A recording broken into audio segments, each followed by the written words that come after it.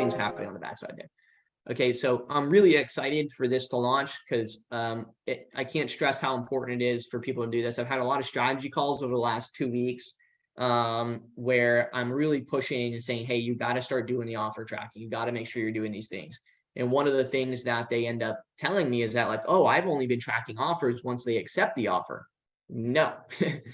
If your VA says, we would probably be around X to X dollars, it needs to be tracked as an offer if they've accepted it or they're considering it or whatever. Okay, very important. Track. If you mention a dollar value to a seller, you've just made an offer. You might just be testing the waters, but you made an offer. Okay, track the offer. It's so important. So important. Otherwise, how do I know who I've went that far in a conversation with? Right? How do I know?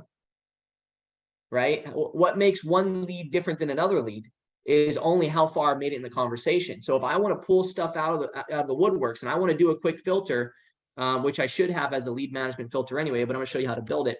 And the property status is equivalent to like lead, or maybe it's hot, warm, depending on what you guys are doing in your business, cold, right? And I'm doing lead management. And I'm like, hey, it's Friday evening. We got to kick something out. I got to be able to figure out who are the people that I've made an offer to already that's a lead that haven't accepted it. And so maybe the offer status, is currently rejected, right? If that's the case, I'm going to call back and I'm going to try and shake something loose, right? I'm going to try and make something happen. I'm going to try and kick this over. I'm going to call them and be like, hey, I know we made an offer. Would you be willing to hear another offer from our acquisitions? We need to close another. We need to buy a couple more properties by the end of this month.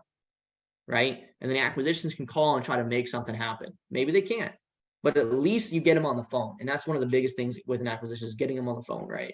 And so, but so you would want to save something like this as a preset that you check on a weekly basis as a lead manager trying to help out your team. Okay. So really important to make sure you're tracking those offers.